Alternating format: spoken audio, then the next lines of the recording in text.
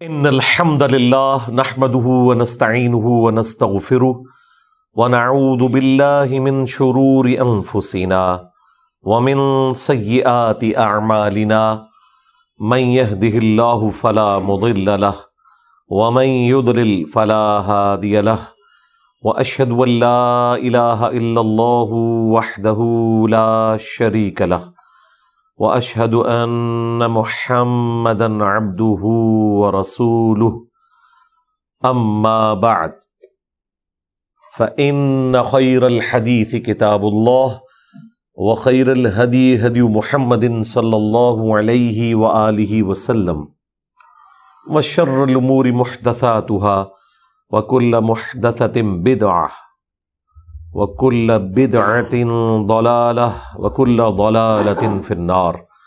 اعوذ بالله السميع العليم من الشيطان الرجيم من همزه ونفخه ونفثه.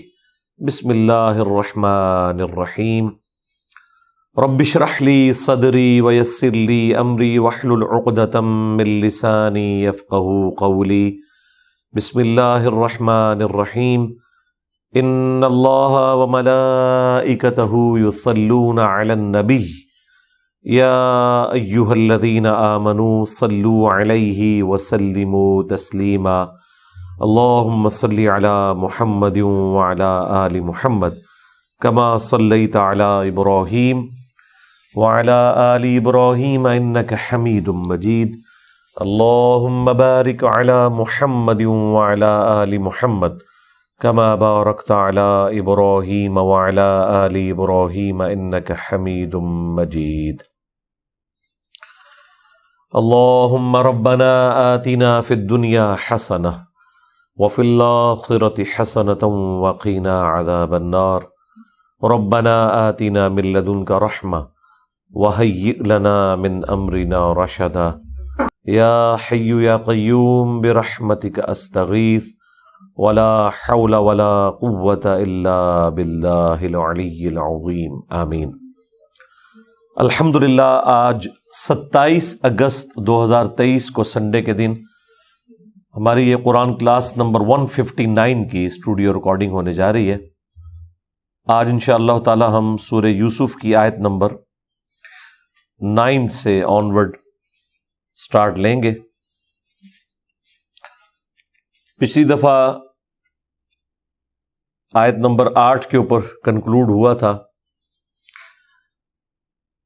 کہ یوسف علیہ السلام کے بھائیوں نے آپس میں یہ مشورہ کیا کہ ہمارے جو ابا جان ہیں وہ یوسف اور اس کے بھائی کے معاملے میں زیادہ محبت والا رویہ رکھتے ہیں، بلکہ ان کی محبت میں ڈوب چکے ہیں.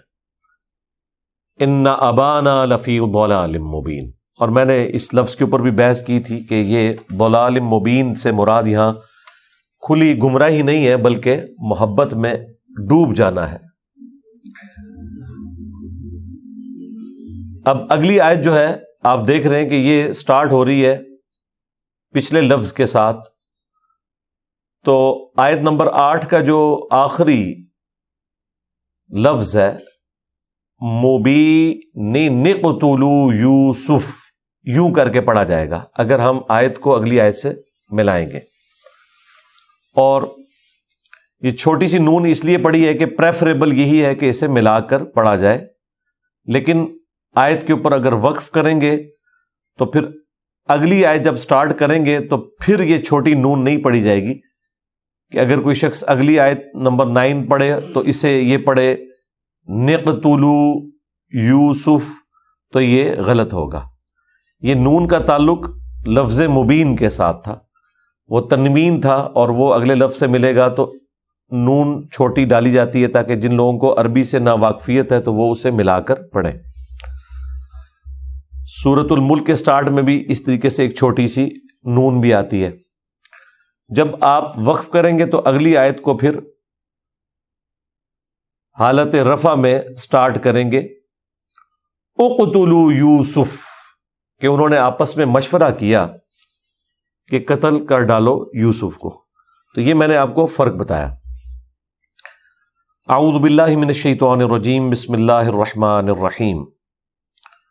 اقتلوا یوسف، یا تو یوسف کو قتل کر دو، او اطرحوہ، یا اسے پھینک آؤ، ارضا یخلو لکم وجہ ابیکم، کسی ایسی سرزمین میں کہ وہ تنہا ہو جائے تمہارے باپ کے رخ سے، یعنی ان کی توجہ سے ہٹ جائے، وَتَكُونُوا مِن بَعْدِهِ قَوْمًا صَالِحِينَ، اور اس کے بعد تم پھر توبہ کر کے نیک قوم بن جانا۔ پتہ تو ان کو بھی تھا یہ کتنا غلط کام کرنے جا رہے ہیں کہ ایک بیٹے کو اس کے باپ سے جدا کر رہے ہیں، چھوٹی عمر کا ہے، ہارڈلی 10-12 سال عمر ہے، اس نے جو تکلیف کاٹنی ہے وہ تو کاٹنی ہے، اس کے باپ نے جو تکلیف کاٹنی ہے وہ بھی کتنی تکلیف دہ چیز ہے کہ جب وہ باپ آپ کا بھی باپ ہے اور ماں باپ کے ساتھ حسن سلوک کا قرآن میں حکم ہے، انبیاء کرام کی تعلیمات میں حکم ہے، تو دل کو تسلی انہوں نے اس اعتبار سے دی کہ ٹھیک ہے بعد میں ہم توبہ کر لیں گے، معافی ہو جائے گی۔ یعنی یہ وہی مینٹالٹی ہے جو آج بھی اسی طریقے سے منوان ایگزسٹ کرتی ہے کہ جان بوجھ کر گناہ کرو بعد میں معافی مانگ لینا۔ تو یہ انتہائی بڑا جرم ہے اللہ تعالیٰ کے نزدیک کہ کوئی شخص توبہ کی امید کے اوپر جان بوجھ کر گناہ کرے۔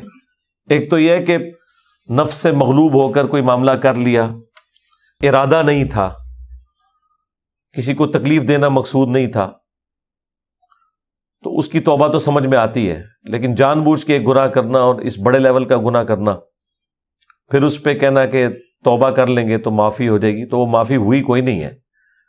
آج تک برادران یوسف کی مثال دی جاتی ہے، اگرچہ اینڈ پہ یوسف علیہ السلام نے انہیں معاف بھی کر دیا، لیکن جو انہوں نے ایک غلطی کمائی تھی وہ ہمیشہ کے لیے ایک ضرب المثل بن گئی۔ قال قائل منہم، تو یہ جب مشورہ لوگ کر رہے تھے تو انہی میں سے، ان کے بھائیوں میں سے ایک شخص نے، کہنے والے نے کہا انہی میں سے، لا تقتلوا یوسف، کہ مت قتل کرو یوسف کو،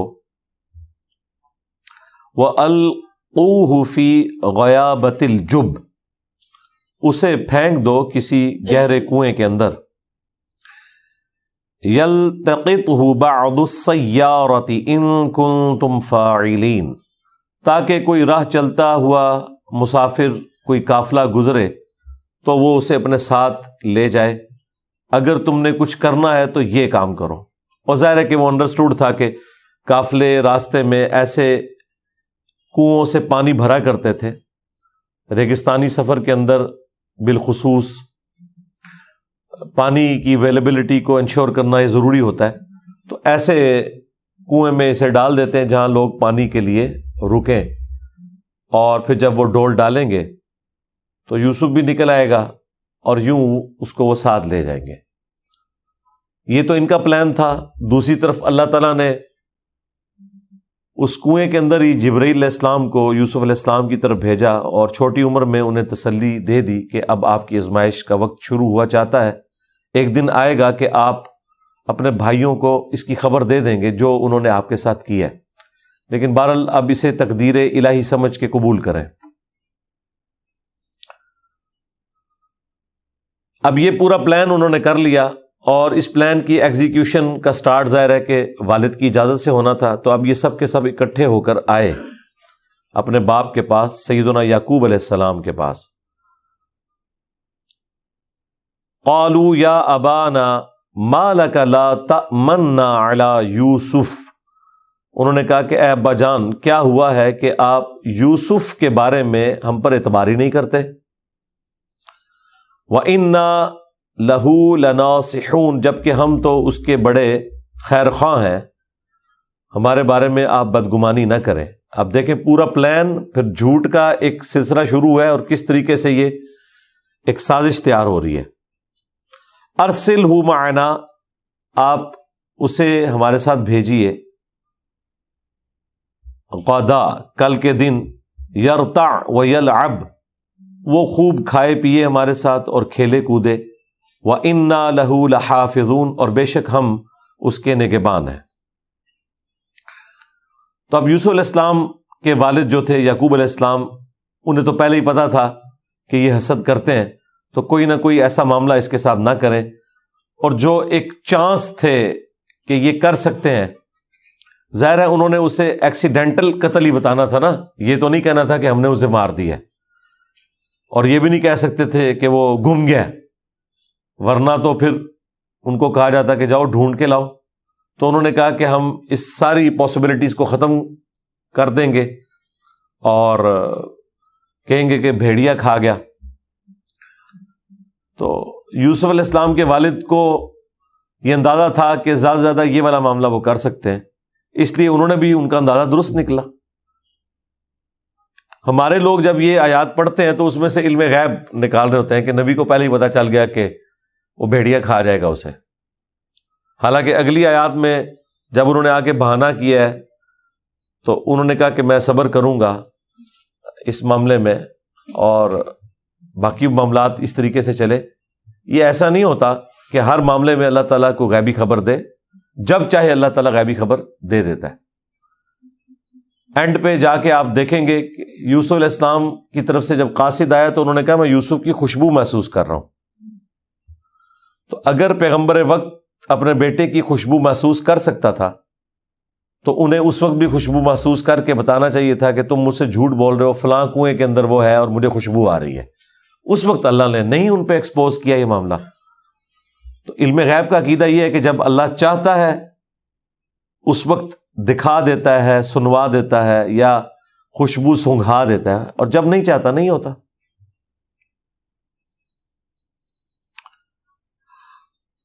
قال انی لیحزننی ان تذهبوا به، انہوں نے کہا کہ مجھے یہ بات غم میں مبتلا کرتی ہے کہ تم اسے ساتھ لے جاؤ، وَأَخَافُ أَن يَأْكُلَهُ الذِّئْبُ وَأَنْتُمْ عَنْهُ غَافِلُونَ، اور تم اس کے بارے میں غفلت کا شکار ہو اس حال میں کہ اسے بھیڑیا کھا جائے، اور تم اپنی سیر و تفریح کے اندر مگن ہو، تو مجھے یہ چیز ڈر میں مبتلا کرتی ہے۔ اب دیکھیں کتنی ڈھٹائی ہے کہ جو اندیشہ تھا وہی بہانہ بھی آگے انہوں نے لگایا ہے، اور کوئی بہانہ بھی نہیں تھا۔ قالوا لئن اکلہ الذئب ونحن عصبہ، انہوں نے کہا کہ اگر کھا جائے ہمارے بھائی کو بھیڑیا جبکہ ہم ایک مضبوط جماعت ہیں، انا اذا لخاسرون، تو پھر ہم تو بڑے ہی خسارہ والے ہیں۔ یعنی یہ انہوں نے اپنی طاقت کا اظہار کیا کہ اتنے لگے لتھے ہیں سی کہ 10 بھرا اور ساڑھے بھرا نو بھیڑیا کوئی کھا جائے، ایسے کیسے ہو سکتا ہے؟ فلما ذهبوا به، پھر جب وہ بڑے اصرار کے ساتھ اپنے باپ سے مانگ کر اپنے بھائی کو لے گئے، وَأَجْمَعُوا، اور سب کے سب جمع ہو گئے، أَن يَجْعَلُوهُ فِي غَيَابَةِ الْجُبِّ، کہ اسے ہم گہرے کنویں میں ڈال دیں گے۔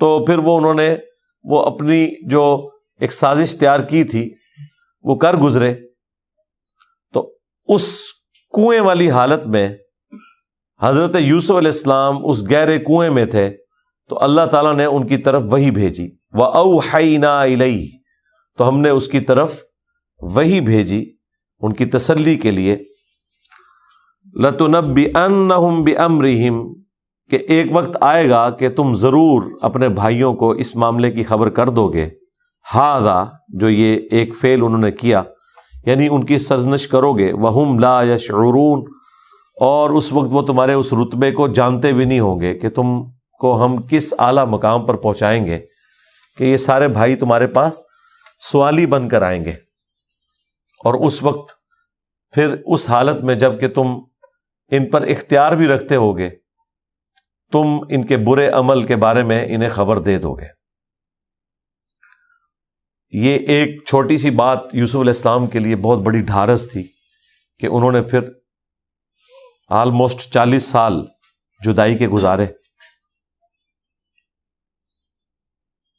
وَجَاءُوا أَبَاهُمْ عِشَاءً يَبْكُونَ، تو اب یہ ساری انہوں نے حرکت جو کرنی تھی وہ کر دی، اور وہ سب کے سب آئے اپنے باپ کے پاس عشاء کے وقت، رات کے وقت، روتے ہوئے، گریہ وزاری کرتے ہوئے۔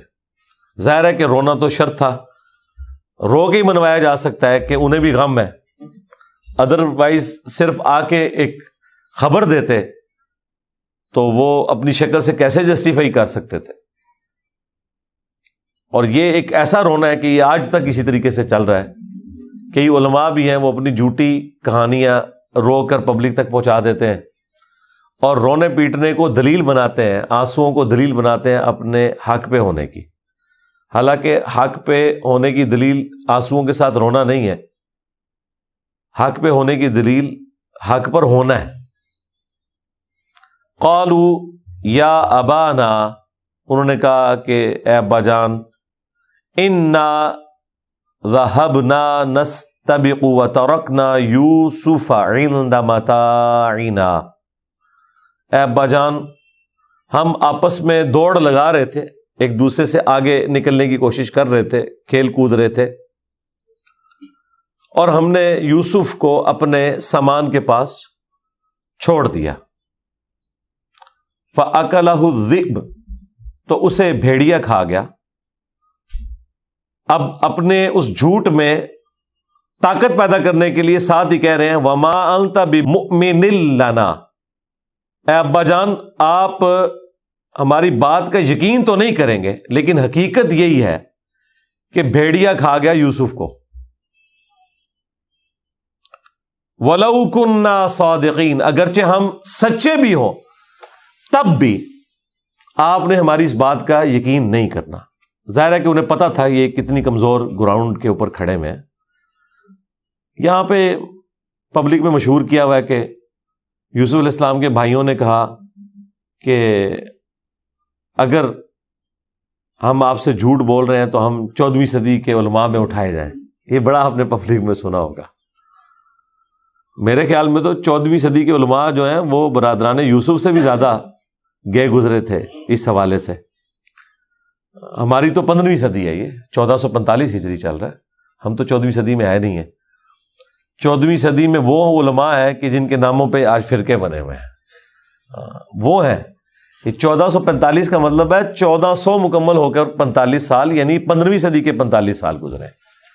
تو یہ بات ٹھیک ہے یا غلط؟ یقیناً ہے تو سٹوری، لیکن اس کے باوجود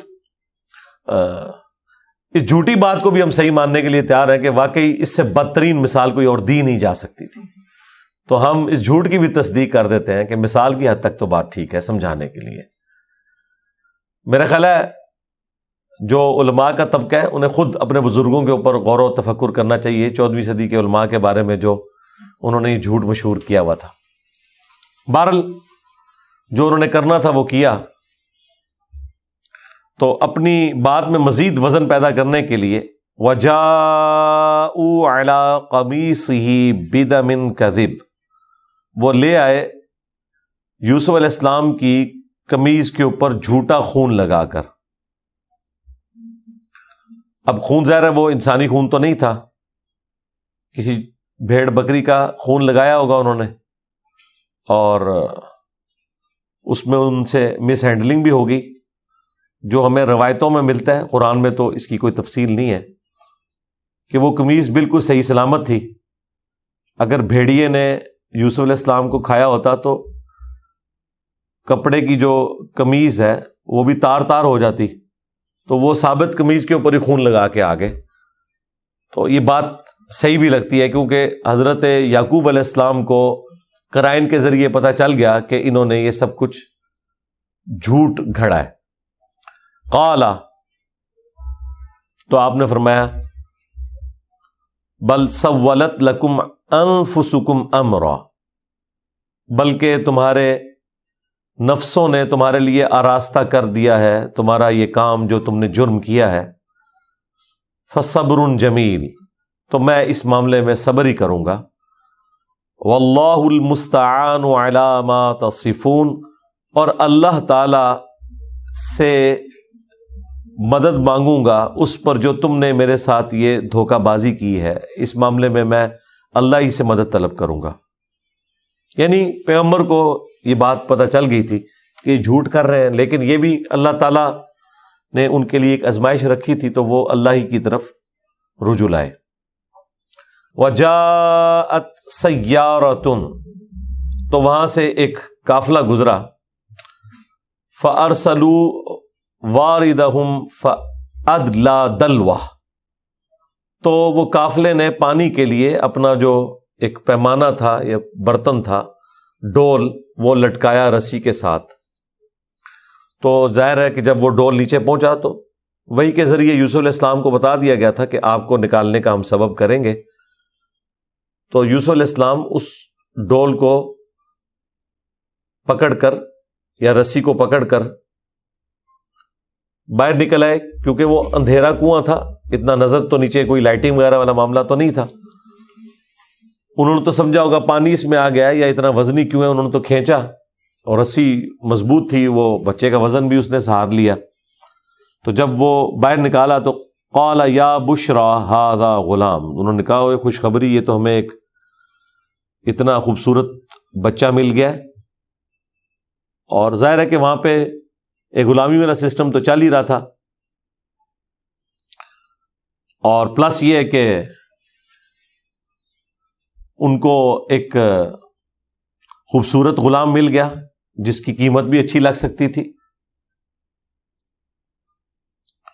وَأَسَرُّوهُ بِضَاعَةٍ، تو انہوں نے چھپا دیا اسے متاع گراں سمجھتے ہوئے۔ وَاللَّهُ عَلِيمٌ بِمَا يَعْمَلُونَ، اور وہ خوب جو کچھ کر رہے تھے، خوب اللہ تعالیٰ جاننے والا تھا کہ وہ کیا کر رہے تھے۔ وَشَرَوْهُ بِثَمَنٍ بَخْسٍ دَرَاهِمَ مَعْدُودَةٍ، تو انہوں نے بیچ ڈالا یوسف کو حقیر سی قیمت کے عوض۔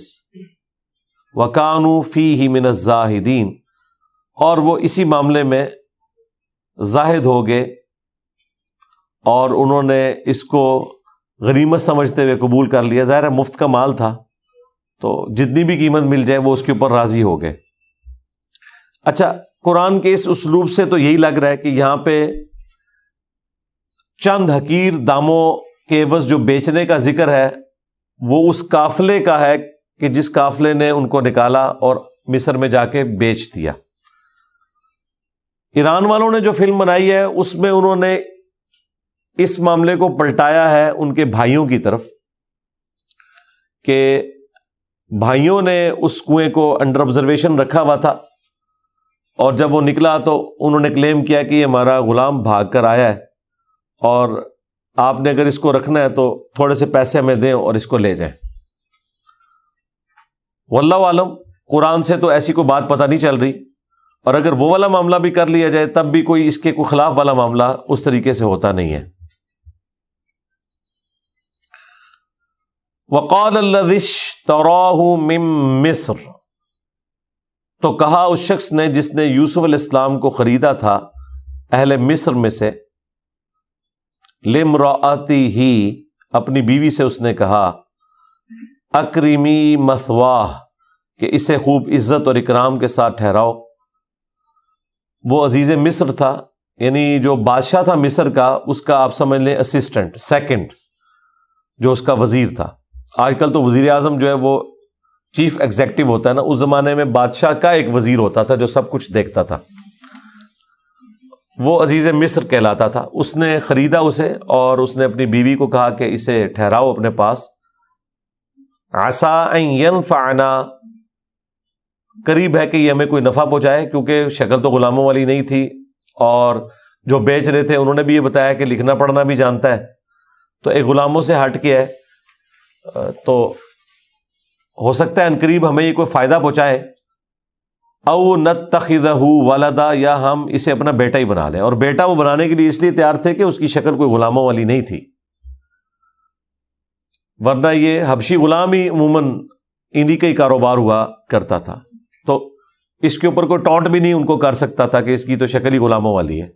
تو انہوں نے دونوں آپشن رکھے۔ اس سے یہی لگتا ہے کہ وہ بے اولاد تھے، اسی لیے اس نے اپنی بیوی سے کہا کہ ایک تو ہمارے کام کاج کر دے گا، ہمیں فائدہ پہنچائے گا، نہ بھی ہوا ایٹ لیسٹ ہم یہ ہے کہ اس کو بیٹا بنا لیں گے.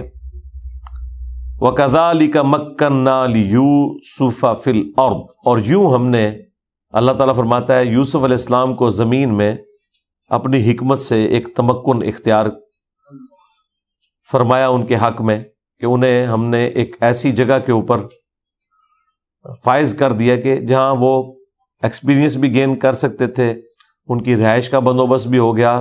سب سے بڑے وزیر کے گھر میں رہنا تو ظاہر ہے کہ وہ بھلے کوئی بچی کچی خوراک ہو لیکن ایک اچھی خوراک، اور پھر وہاں پہ جتنی میٹنگز ہوتی تھیں اس میں وہ کھانا سرو کرتے تھے، اور یوں ان کا انٹریکشن بھی باقی وزراء سے رہتا تھا.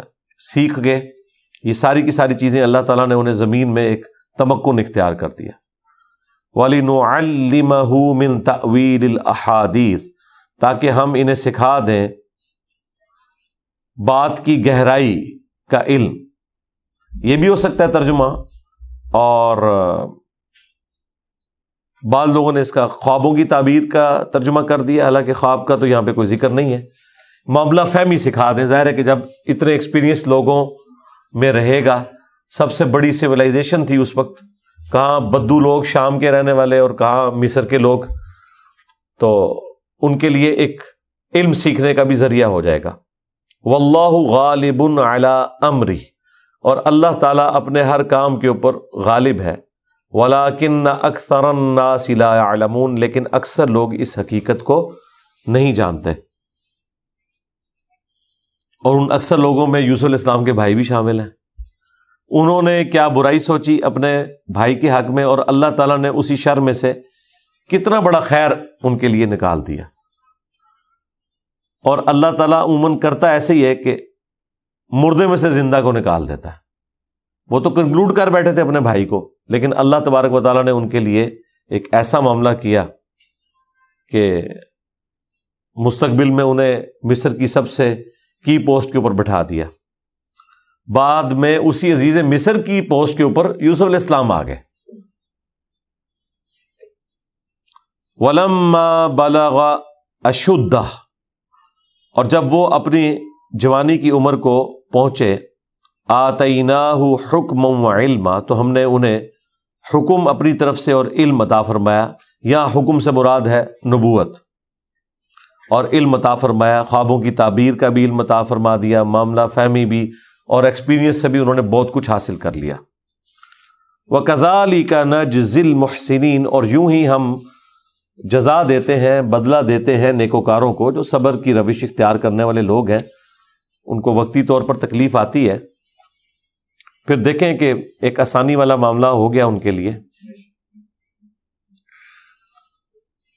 صرف ایک جدائی والا ایشو تھا، باقی تو ان کی زندگی پہلے جو ایک تکلیف کی زندگی تھی، ایک گڈریوں والی زندگی جس میں آپ اتنی تکلیف سے 2 وقت کی روٹی حاصل کرتے ہیں، اس سے اگر آپ کمپیئر کریں تو یہ اسی طریقے سے ہے جس طرح یہاں غریب علاقے سے کوئی شخص یورپ اور امریکہ میں جا کے سیٹل ہو جائے اور ہر طرح کی نعمت اسے دستیاب ہو جائے.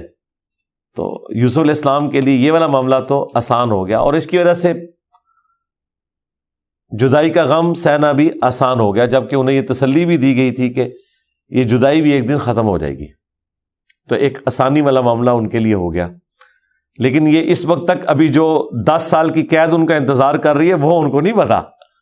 ہاں، اتنی بھی کوئی آسانی نہیں ہوئی ہے.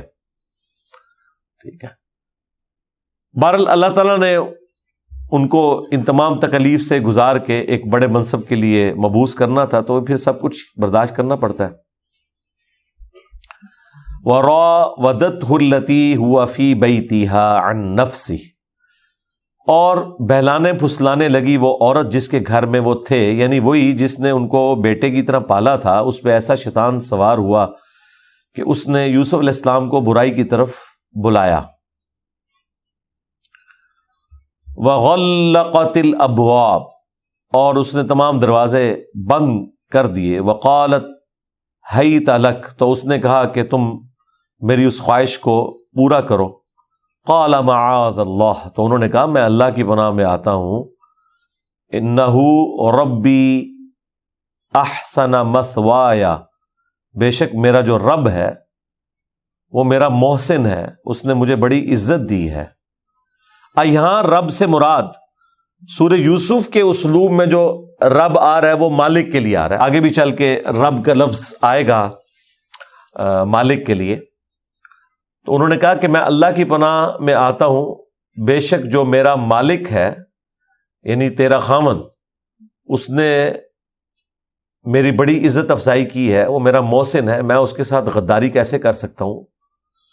اور اگر یہ ربی سے مراد آپ اللہ کی طرف لے جائیں تب بھی درست ہے، دونوں باتیں بیک وقت درست ہیں، لیکن اکثر جو ترجمہ کرنے والے ہیں انہوں نے ربی کی ضمیر لوٹائی ہے اس کے خاوند کی طرف، اس عورت کے خاوند کی طرف جو کہ یوسف علیہ السلام کا مالک بھی تھا۔ انہ لا یفلح الظالمون، بے شک جو ظلم کرنے والے ہیں وہ کبھی فلاح نہیں پا سکتے۔ وَلَقَدْ هَمَّتْ بِهِ، اور بے شک اس عورت نے برائی کے ساتھ قصد کیا اس کا، یوسف کا۔ وَهَمَّ بِهَا، اور یوسف بھی اس عورت کا قصد کر لیتا۔ لَوْلَا أَن رَأَىٰ بُرْهَانَ رَبِّهِ، اگر وہ اپنے رب کی روشن دلیل نہ دیکھ لیتا۔ اس سے یہ بات بھی پتہ چلی کہ یوسف علیہ السلام بھی برائی کر سکتے تھے اگر اللہ تعالیٰ اسپیشل ان کی پروٹیکشن نہ کرتا۔ اور دوسرا، مرزانہ طور پر یوسف علیہ السلام کو اللہ تعالیٰ نے کوئی ایسی چیز دکھائی جس کی وجہ سے وہ اس برائی سے بچ گئے۔ ظاہر ہے کوئی سبب تو اللہ تعالیٰ نے بنانا ہوتا ہے۔ وہ اسرائیلی روایتوں میں ملتا ہے کہ انہیں حضرت یعقوب علیہ السلام کی شکل دکھائی گئی اور وہ انگلی سے اشارہ کر رہے تھے کہ تم نے یہ کام نہیں کرنا۔ یا عین ممکن ہے جبرائیل علیہ السلام ان کے سامنے ظاہر ہوں اور انہوں نے ان کو گائیڈ کیا ہو، یا جس طریقے سے وہ ایران والوں نے فلم میں فلمایا کہ وہ عورت جو ہے انہیں شیطان کی نظر آنے لگی، یعنی وہ شکل اس کی شیطان والی انہیں دکھنے لگی۔ تو یہ ایک بہت بڑی ایک ان کے لیے آبزرویشن تھی۔ بہرحال کوئی بہت غیر معمولی چیز ہے جو اللہ تعالیٰ نے کہا کہ روشن دلیل ہم نے ان کو دکھائی ہے، وہ کوئی بھی دلیل ہو سکتی ہے، اس کی تفصیل بیان نہیں کی گئی ہے۔ تو اس کی وجہ سے وہ اس عورت کے فتنے سے بچ گئے۔ اس سے یہ بھی پتہ چلا کہ یہ اتنا بڑا فتنہ ہے کہ وہ عورت جو اس کی ماں تھی، منہ بولی ماں تو تھی، اور اس عورت کو بھی دیکھیں کہ اس نے بچوں کی طرح جس لڑکے کو پالا، اس کے ساتھ وہ برائی میں مبتلا ہونے والا معاملہ اس کو شیطان نے اکسایا۔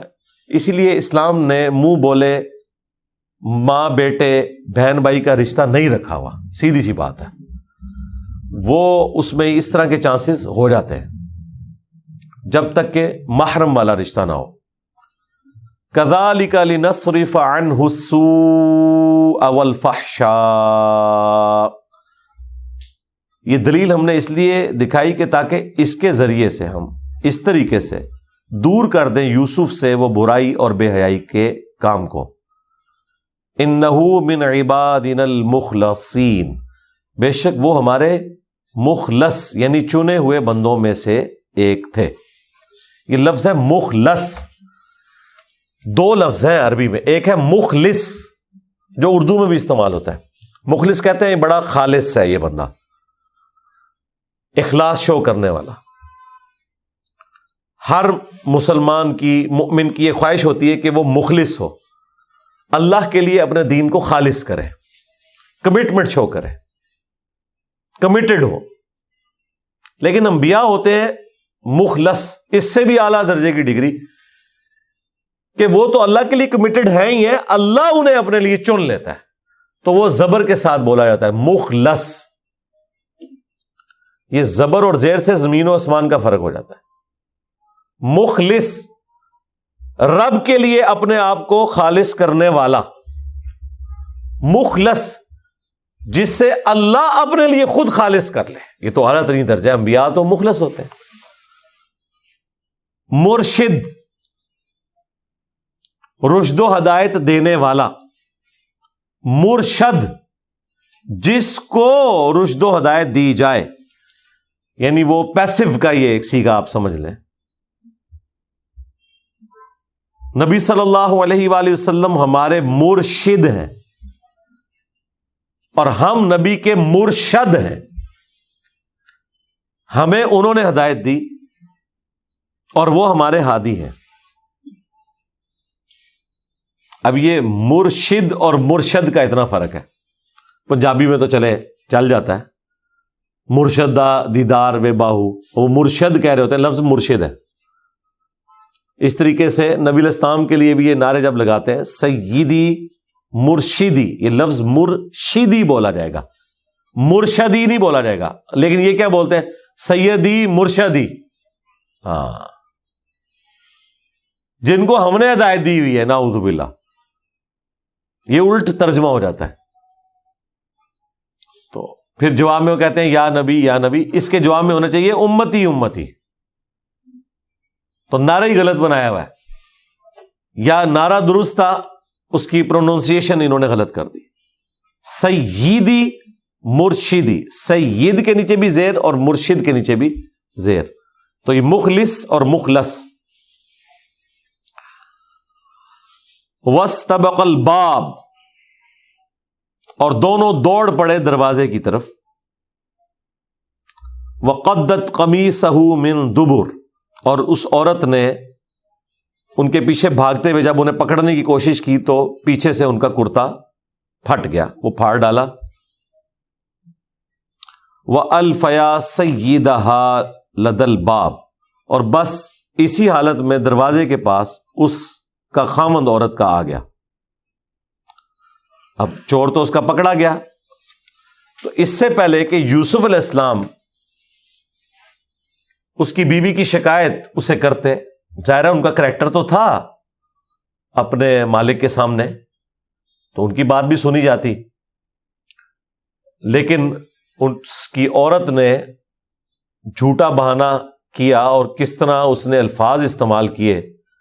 قالت ما جزاء من اراد باہلک سوءا الا، اس نے کہا کہ بتاؤ جو تمہاری گھر والی کے ساتھ برائی کا ارادہ رکھتا ہو اس کی سزا یا بدلہ. جزا جب نیگیٹو معنوں میں لیا جائے گا تو وہ پھر بدلے کے معنوں میں ہوگا، اور اگر پازیٹو معنوں میں ہو تو انعام کے معنوں میں. عربی میں دونوں کے لیے جزا کا لفظ، تو اس کا بدلہ یا سزا سوائے اس کے کیا ہوگی؟ الا ان یسجن او عذاب علیم، کہ یا تو اسے قید میں ڈال دیا جائے یا اسے دردناک سزا دی جائے. اب اس نے تو اپنا مقدمہ پہلے سامنے رکھ دیا. بہرحال وہ شریف انسان تھا، اس نے صرف اپنی بیوی کی بات کے اوپر اکتفا نہیں کیا، یوسف علیہ السلام کی بات بھی سنی.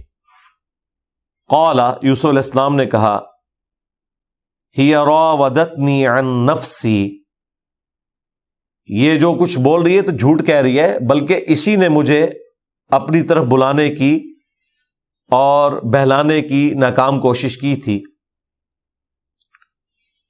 تو انہوں نے بس اتنا مختصر جملہ بولا کہ یہ جھوٹ بول رہی ہے، اس نے کوشش کی.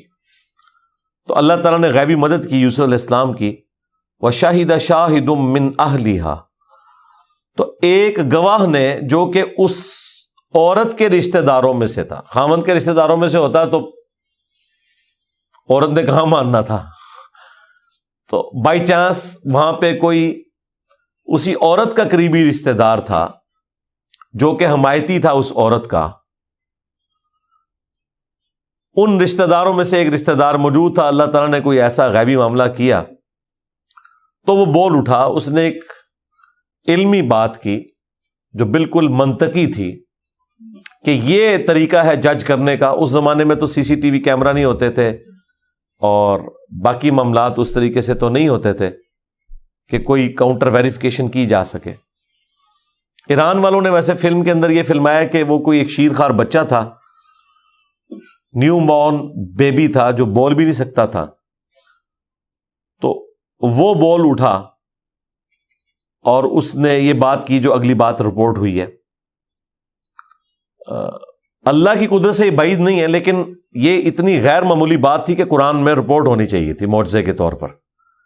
کہ شیر خوارگی میں بچہ بولا ہے، جس طرح کہ عیسیٰ علیہ السلام ماں کی گود میں بولے ہیں، تو اللہ تعالیٰ نے اسے رپورٹ کیا ہے کہ یہ ایک غیر معمولی ایک واقعہ ہے جو قانون قدرت کو توڑنے والا ہے، معجزہ ہے، تو یہ بھی معجزہ ہونا تھا۔ اور دوسری بات یہ ہے کہ اگر اس طرح کا کوئی واقعہ ہوا ہوتا تو یہ ایک اتنا غیر معمولی واقعہ تھا کہ اس کے بعد تو وہاں لوگوں کو سمجھ لینا چاہیے تھا کہ یوسف علیہ السلام کوئی عام انسان نہیں ہے، اور وہیں سے ان کی دعوت کا آغاز بھی ہو جاتا۔ سب سے پہلے تو عزیز مصر ان کا کلمہ پڑھ کے مسلمان ہو جاتا، تو ایسی کوئی بات رپورٹ نہیں ہوئی۔ اس سے لگتا ہی ہے کہ وہ کوئی سیانہ آدمی تھا، سمجھدار، کوئی سینئر آدمی تھا جس کے پاس عقل و دانش تھی، اور اس نے مشورہ دیا اپنا۔ اس نے کہا کہ ان کان قمیصہ قد من قبل، کہ اگر تو یوسف علیہ السلام کی قمیض آگے سے پھٹی ہوئی ہے تو پھر تو یوسف علیہ السلام مجرم ہے، کیونکہ عین ممکن ہے کہ ان کی ہاتھا پائی ہوئی ہو تو عورت اپنی عزت بچانے کی خاطر سامنے سے ظاہر ہے اس کی قمیض پکڑے گی اور پھاڑ دے گی، یہ لاجیکل چیز تھی۔ فصدقت وہو من الکاذبین، تو پھر وہ عورت جو ہے وہ سچ کہہ رہی ہے اور یوسف جو ہے وہ جھوٹوں میں ہے اگر وہ یہ بات کر رہا ہے۔ وَإِن كَانَ قَمِيصُهُ قُدَّ مِن دُبُرٍ، اور اگر قمیض پیچھے سے پھٹی ہوئی ہے تو یہ تو پھر سیدھا اشارہ ہے کہ یوسف نے بھاگنے کی کوشش کیا اور اس عورت نے اسے اپنی طرف کھینچا ہے۔ یہ لاجیکل بھی ہے کہ اسی قسم کا ہی کوئی معاملہ فٹ ان بیٹھتا ہے۔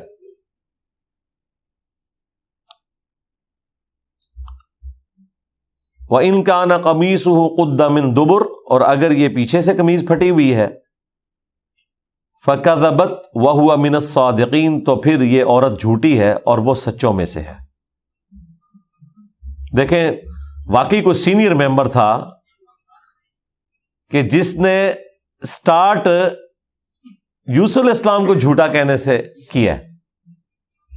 پہلے وہ پاسبلٹی بیان کی ہے جس میں یوسف علیہ السلام جھوٹے تھے، اور پھر وہ پاسبلٹی بیان کی ہے جس میں یوسف علیہ السلام سچے تھے، اور دوسری اس نے سمجھداری یہ کی ہے کہ اس نے اس کی بیوی کو ڈائریکٹلی جھوٹا یا سچا نہیں کہا، بلکہ کہا کہ یہ جھوٹ بول رہی ہے، لیکن یوسف علیہ السلام کے لیے کیا لفظ استعمال کیے ہیں کہ جھوٹوں میں سے ہے، اور اگر یہ معاملہ ہوا ہے تو یہ سچوں میں سے ہے۔ فَلَمَّا رَأَىٰ قَمِيصَهُ، پس جب عزیز مصر نے اس کی قمیض کو دیکھا، قُدَّ مِن دُبُرٍ، کہ وہ پیچھے سے پھٹی ہوئی تھی، قَالَ إِنَّهُ مِن كَيْدِكُنَّ، تو اسے سمجھ آ گئی، سمجھدار تھا، ہٹ دھرم نہیں تھا، اس نے اپنی بیوی کی سائیڈ بھی نہیں لی، سچائی کے لیے کھڑا ہوا۔ ظاہر ہے کہ یہ اتنی بڑی بڑی سلطنتیں انصاف کے اوپر ہی چل رہی تھیں، بے دینی کے باوجود انصاف اور عدل کی وجہ سے ہی تو کامیاب تھیں۔ تو جب اس نے دیکھا کہ قمیض پیچھے سے پھٹی ہے تو قال انہ من کیدکن، کہ یہ تم عورتوں کا ہی فریب ہے، ان کیدکن عظیم، اور بے شک تم عورتوں کا مکر و فریب انتہائی خطرناک ہوتا ہے۔ وہی یعنی فوراً اپنے آپ کو مظلوم ثابت کرنا، آنسو نکل آنا، اپنی بات میں وزن پیدا کرنے کے لیے چیخو پکار کرنا شروع کر دینا، بہانے بنانا شروع کر دینا، تو یہ عورتوں کی ایک اللہ تعالیٰ نے خوبی، میں کہوں گا کہ خامی نہیں کہوں گا، خامی تو آخرت کے پوائنٹ آف ویو سے ہے، دنیا میں تو ایک خوبی ہے کہ وہ اپنی بات میں سچا ہونے کے لیے اس طرح کے راستہ اختیار کر لیتی ہیں۔ دیکھیں وہ کہہ رہے ہیں کہ ان کیدکن عظیم، بے شک تم عورتوں کی جو فریب کارانہ چالیں جو ہیں وہ بڑی پہنچی ہوئی چالیں ہوتی ہیں۔ یوسف، اور پھر عزیز مصر نے یوسف علیہ السلام سے کہا اعرض عن ھذا، تو ایک اچھا انسان ہے، اس معاملے کو جانے دو، یعنی یہ جو گھر کے اندر معاملہ ہوا ہے یہ پردے میں ہی رہے، تم نے باہر کسی سے بات نہیں کرنی، اس معاملے کو یہیں دفن کر دو۔ ظاہر ہے کہ اتنی تو اس نے اپنی بیوی کو فیور دی کہ اسے سزا نہیں دی، ناراض تو ہوا ہوگا. فلم میں تو انہوں نے دکھایا کہ وہ مرتے دم تک پھر ناراض ہی رہا ہے، بس ضرورتاً ہی گفتگو کرتا تھا، اور یہ ریالٹی بھی لگتی ہے اسی طرح ہی ہوا ہوگا کہ ایک عورت کو اتنی عزت سے رکھا ہو اتنے بڑے منصب کے اوپر، اور پھر وہ اس قسم کی حرکت کرے. اور اپنی بیوی سے اس نے کہا وَاسْتَغْفِرِي لِذَنبِكَ، کہ تو اپنے گناہ کی معافی مانگ، إِنَّكِ كُنْتِ مِنَ الْخَاطِئِينَ، بے شک تو ہی قصورواروں میں شامل ہے. اب یہ گناہوں کی معافی کوئی اللہ سے مانگنے والی نہیں تھی، یا شاید کوئی ٹوٹی پوٹی فارم میں ان کے جو دیوتا ہوں گے، پلس یہ کہ حقوق العباد والا جو معاملہ ہے وہ تو ظاہر ہے انصاف کا تھا. عین ممکن ہے اس نے یہ کہا ہو کہ تم یوسف سے معافی مانگو اپنے اس گناہ کی جو تم نے الزام لگایا. اب یہ معاملہ تو گھر کے اندر ہوا، لیکن خبر لیک ہو گئی، جس طرح آج کل ویڈیوز لیک ہو جاتی ہیں. اور وہ خبر کس طرح لیک ہوئی ہوگی؟ یقیناً یوسف علیہ السلام نے تو نہیں کی، اور عزیز مصر نے بھی نہیں کی ہوگی، اور اس عورت نے بھی نہیں کی ہوگی، کیونکہ باہر سے لوگوں نے پھر باتیں کرنی تھی کہ یہ اپنے غلام کے ساتھ اس طرح کا معاملہ کر رہی ہے، یہ بھی ایک گالی پڑھنی تھی اس کو. تو گھر میں جو کام کرنے والی ہیں ان کے ذریعے خبر لیک ہو گئی. ظاہر ہے وہ گھر کے اندر سنتی ہیں، اور پھر وہ خبر جو لیک کرتی ہیں نا، جس کو بھی بتاتی ہیں ساتھ کہتی ہیں کہ اگے نہیں دسنا. ہاں، اور یوں کرتے کرتے خبر پھیل گئی، اور یہی سین انہوں نے فلمایا اس میں، اور یقیناً یہی فٹ ان بیٹھتا ہے. وقال نسوۃ فی المدینہ، اور کہنے لگیں اس شہر کی عورتیں، امرأۃ العزیز، جو عزیز مصر کی بیوی ہے، تراود فتاها عن نفسی، وہ تو اپنے نوجوان غلام کو اپنے نفس کے لیے ورگلانا چاہتی تھی. اور یہ وہ ٹونٹ کے طور پہ بات کر رہی ہیں کہ دیکھو کتنی گئی گزری ہے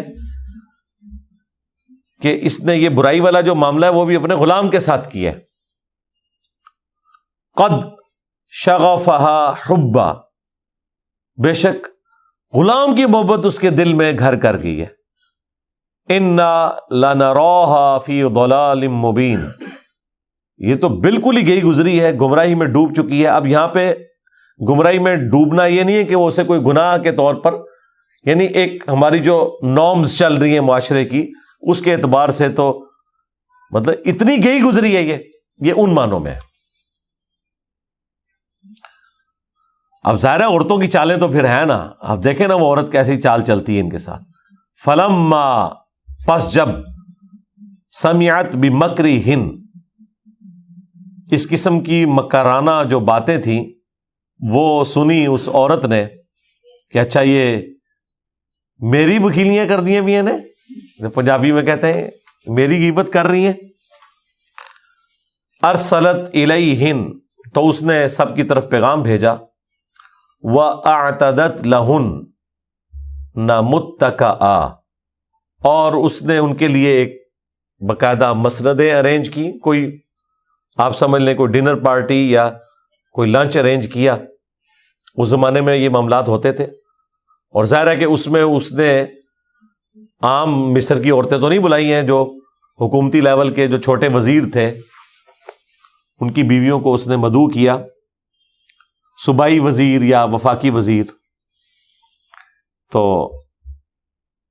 ان کے لیے اس نے مسند تیار کی. وَآتَتْ كُلَّ وَاحِدَةٍ مِّنْهُنَّ سِكِّينًا، اور ان میں سے ہر ایک کو اس نے ایک چھری دے دی.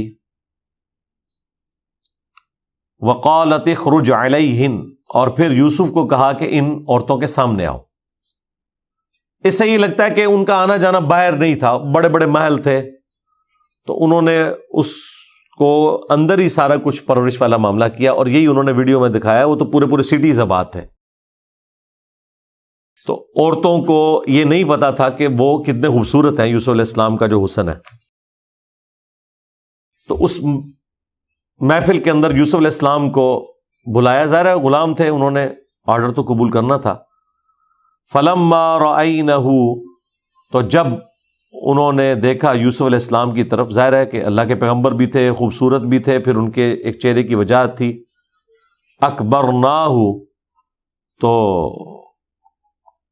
انہوں نے اس کو بہت بڑا خیال کیا. وقطعنا ایدیہن, اور بس اسی کشمکش میں انہوں نے اپنی انگلیاں کاٹ لیں, یعنی زخمی کر لی. یہ نہیں ہے کہ انگلیاں کاٹ دی ہیں, یہ نہیں. اور ظاہر ہے کہ قرآن پاک مختصر بات کر رہا ہے, اس میں فلنگ دی بلینکس ہم کر سکتے ہیں. جو ہمیں روایتوں سے پتہ چلتا ہے کہ وہ سیب دیے, کھانے کے لیے پیش کیے, اور چھریاں ان کے ہاتھوں میں دی. بس عین اس لمحے میں جب وہ سیب کاٹ رہی تھی, کاٹنے کے دوران ظاہر وہ چھلکا اتار رہی ہوں گی. یوسف علیہ السلام جب آئے تو ان کی طرف متوجہ ہوئیں وہ عورتیں, تو وہ کاٹتے ہوئے اس میں ایسی متوجہ ہوئیں کہ ان کے ہاتھوں کا بھی کوئی پورشن کٹ گیا. جس طرح ہمارے ڈاکٹر سار صاحب استاد کہا کرتے تھے کہ عین ممکن ہے کہ کسی عورت کا ہاتھ زخمی ہوا اور یوسف علیہ السلام چونکہ غلام تھے, وہ اس کی مرہم پٹی کرنے کے لیے اس کے قریب ہوئے ہوں, تو باقی عورتوں نے جان بوجھ کے ہی وہ اپنے ہاتھ تھوڑے تھوڑے کاٹ لیے ہوں توجہ حاصل کرنے کے لیے. جس طرح گھر میں بھی بچوں سے بھی ایسا معاملہ ہو جاتا ہے, اگر کسی بچے سے دوسرے بچے کو زخم لگ جائے تو وہ اپنے آپ کو تھوڑا بہت زخم لگا لیتا ہے مظلوم بننے کے لیے, یا کوئی ایسی ایکٹیویٹی پرفارم کرتا ہے.